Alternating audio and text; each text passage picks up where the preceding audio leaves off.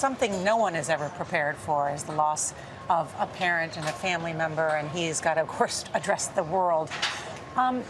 What do you think he'll want to signal about the monarchy and the future of the monarchy in this address? Well, let's be absolutely clear. These are historic words. This is the first time we have heard a new monarch speak in this country for more than 70 years. I have absolutely no doubt he's aware of the sort of weight of history sitting there. I am sure he will want to talk about his mother. He'll want to venerate her memory. And I think he'll also want to set out a little bit about how he will want to take things forward. Those two things will, I think, be the main things that we'll hear from him very shortly. And then after this speech to the nation, to the world, what happens next?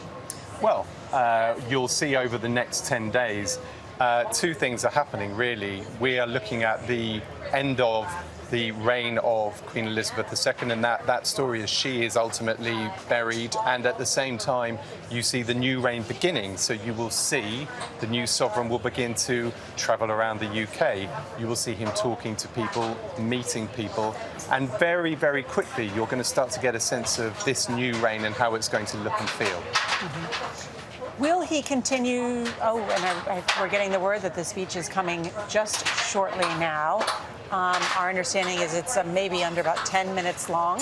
Let's listen in now, as many people are sitting down to hear him for the first time as king. I speak to you today with feelings of profound sorrow. Throughout her life, Her Majesty the Queen, my beloved mother, was an inspiration, an example to me and to all my family.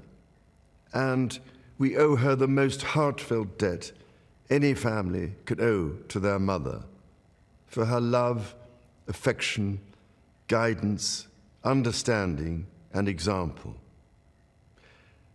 Queen Elizabeth was a life well lived, a promise with destiny kept, and she is mourned most deeply in her passing. That promise of lifelong service I renew to you all today.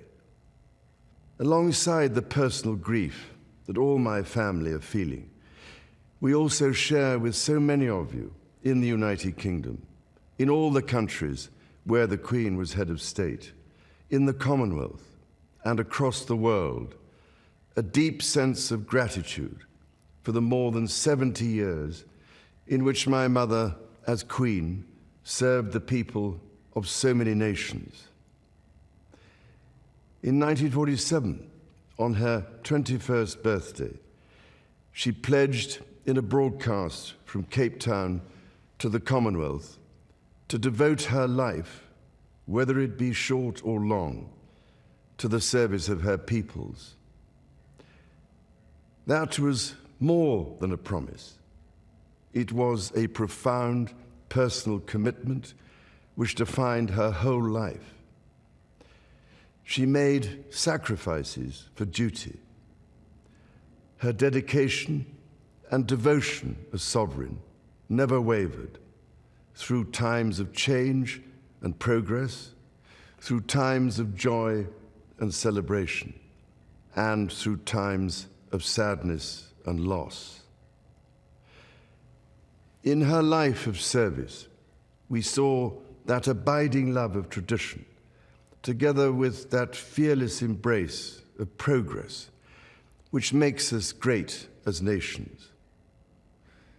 The affection, admiration, and respect she inspired became the hallmark of her reign.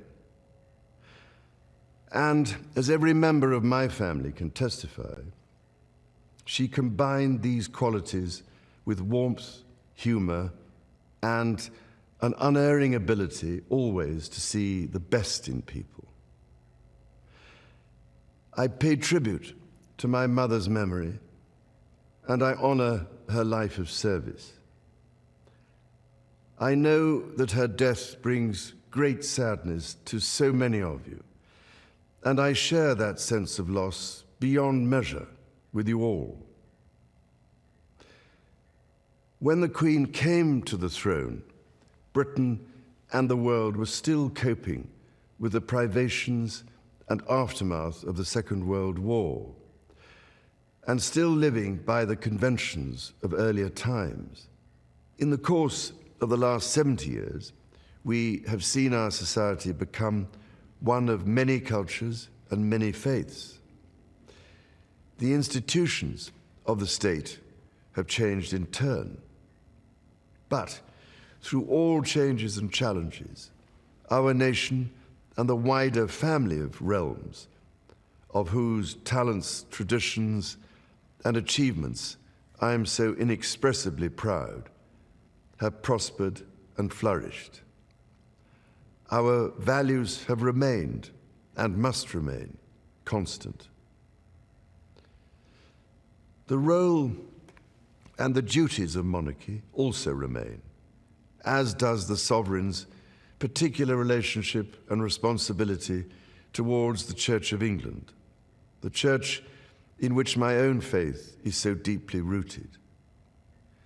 In that faith and the values it inspires, I have been brought up to cherish a sense of duty to others and to hold in the greatest respect the precious traditions, freedoms, and responsibilities of our unique history and our system of parliamentary government.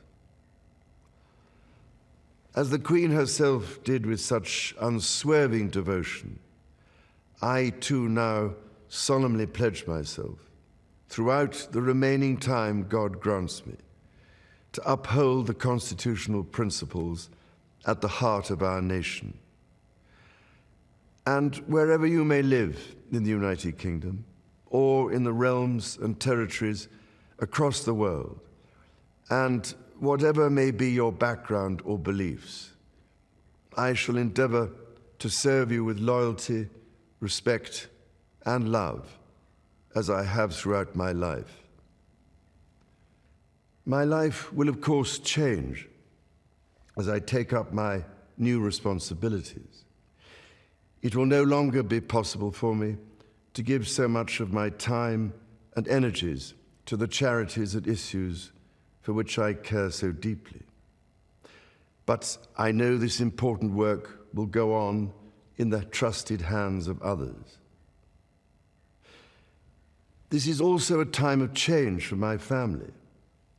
I count on the loving help of my darling wife, Camilla.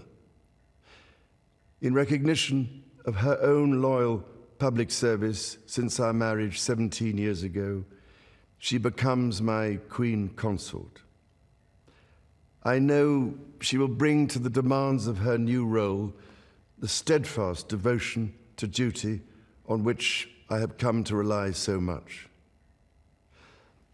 As my heir, William now assumes the Scottish titles which have meant so much to me.